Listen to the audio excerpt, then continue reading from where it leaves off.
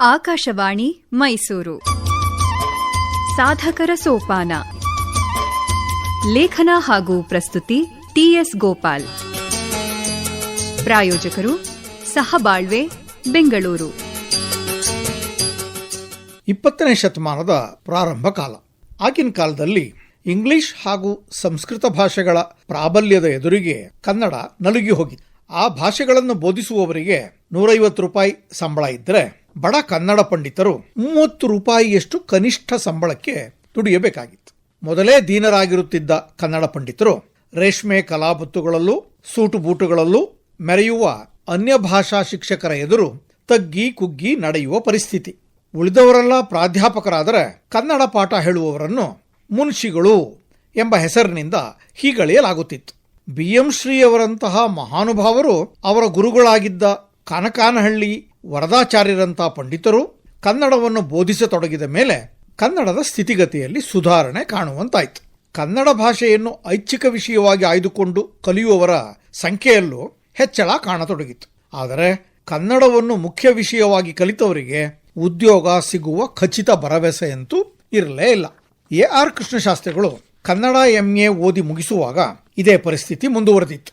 PM ಶ್ರೀಕಂಠಯ್ಯನವರ ಶಿಫಾರಸಿನ ಮೇರೆಗೆ ಬೆಂಗಳೂರಿನ central ಕಾಲೇಜಿನಲ್ಲಿ ಟ್ಯೂಟರ್ ಎಂಬ ಹೆಸರಿನ ಅಧ್ಯಾಪಕ ಹುದ್ದೆಗೆ 50 ರೂಪಾಯಿ ವೇತನವನ್ನು ಗೊತ್ತುಪಡಿಸಿ ಕೃಷ್ಣಶಾಸ್ತ್ರಿಯವರನ್ನು ನೇಮಿಸಿಕೊಳ್ಳಲಾಯಿತು. ಕನ್ನಡ ಶಿಕ್ಷಕರ ಬಗೆಗಿದ್ದ ಅಲಕ್ಷ್ಯ ಅನಾದರಗಳನ್ನು ಹೋಗಲಾಡಿಸುವುದೇ ತಮ್ಮ ಮೊದಲ ಕರ್ತವ್ಯ ಎಂದು ಕೃಷ್ಣಶಾಸ್ತ್ರಿಯವರಿಗೆ ದೃಢವಾಗಿ ತೋರಿತ್ತು.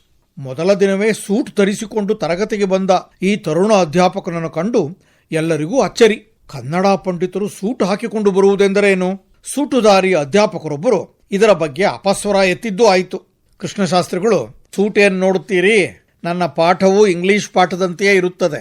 ಬಾಲ್ಯದಿಂದಲೂ ಗರಡಿ ಸಾಮುಗಳನ್ನು ರೂಢಿಸಿಕೊಂಡು ದೇಹದಾರ್ಢ್ಯ ವ್ಯಾಯಾಮಗಳಲ್ಲಿ ಆಸಕ್ತಿ ಹೊಂದಿದ್ದ ಕೃಷ್ಣಶಾಸ್ತ್ರಿಗಳು ವಿದ್ಯಾರ್ಥಿಗಳನ್ನು ಒಲಿಸಿಕೊಳ್ಳಲು ವಿಶೇಷ ಪಟ್ಟುಗಳನ್ನೇನು ಪ್ರಯೋಗಿಸಬೇಕಾಗಿ ಬರಲಿಲ್ಲ.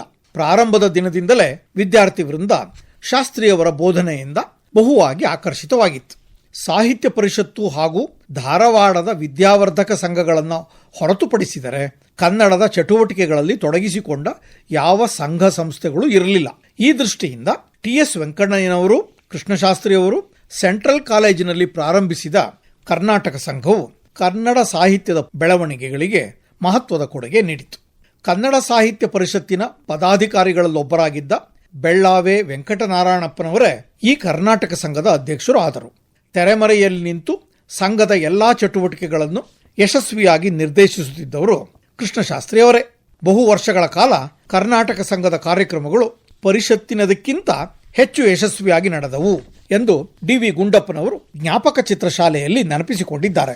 ಪ್ರಬುದ್ಧ ಕರ್ನಾಟಕ ಪತ್ರಿಕೆಯಂತೂ ಅನೇಕ ಮಹತ್ವಪೂರ್ಣ ಲೇಖನಗಳಿಂದ ತುಂಬಿಕೊಂಡು ಹೆಸರು ಪಡೆಯಿತು. R ನರಸಿಂಹಾಚಾರ್ಯರು, ಚ ವಾಸುದೇವಯ್ಯನವರು, ಬೆನಗಲ್ ರಾಮರಾಯರು, H ಲಿಂಗರಾಜ ಅರಸಿನವರು ಮೊದಲಾಗಿ ಆ ಕಾಲದ ಶ್ರೇಷ್ಠ ವಿದ್ವಾಂಸರೆನಿಸಿದ ಮಹನೀಯರ ಅನೇಕರು ಕರ್ನಾಟಕ ಸಂಘದ ಹಿರಿಮೆಯನ್ನು ಮತ್ತಷ್ಟು ಹೆಚ್ಚಿಸಿದರು. ಅಂದಿನ ಕಾಲದ ಇಂಗ್ಲಿಷ್ ಭಾಷೆಯ ಆಟಾಟೋಪದ ನಡುವೆ ಕನ್ನಡವು ಲವಲವಿಕೆಯಿಂದ ಸಂಭ್ರಮ ಪಡುವಂತಾಗಲು ಸೆಂಟ್ರಲ್ ಕಾಲೇಜಿನ ಕರ್ನಾಟಕ ಸಂಘವು ನೀಡಿದ ಕೊಡುಗೆ ಮಹತ್ವದ್ದು. ಅಲ್ಲದೆ ವಿಜ್ಞಾನ, ಲಲಿತಕಲೆ, ತಾಂತ್ರಿಕ ವಿದ್ಯೆ ಮುಂತಾದ ಕ್ಲಿಷ್ಟ ವಿಷಯಗಳ ಮೇಲೂ ಆಯಾ ವಿಷಯ ತಜ್ಞರಿಂದ ಒತ್ತಾಯಪೂರ್ವಕ ಕನ್ನಡದಲ್ಲಿ ಭಾಷಣ ಮಾಡಿಸಿ ಕನ್ನಡ ಭಾಷೆಯು ಗಹನ ತೂಕವನ್ನು ಹೊರಬಲ್ಲುದು ಎಂಬುದನ್ನು ಯುವಜನಾಂಗಕ್ಕೆ ಮನದಟ್ಟು ಮಾಡಿಸುವ ಮಹತ್ ಕಾರ್ಯದಲ್ಲಿ ಕೃಷ್ಣಶಾಸ್ತ್ರಿಯವರು ಯಶಸ್ಸು ಕಂಡರು.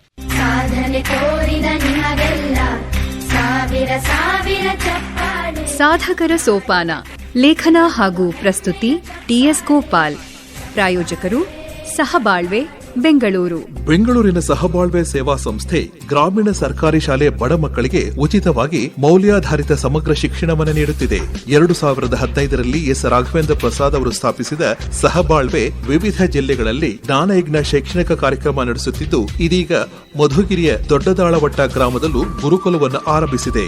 ವಾರಾಂತ್ಯದ ಭೋಜನ ಸೇರಿದಂತೆ ಗ್ರಾಮೀಣ ಮಕ್ಕಳಿಗೆ ಶೈಕ್ಷಣಿಕ ಸೌಲಭ್ಯವನ್ನು ಒದಗಿಸುತ್ತಿರುವ ಸಹಬಾಳ್ವೆಯೊಡನೆ ಕೈಜೋಡಿಸಲು ಸಂಪರ್ಕಿಸಿ 9919963226.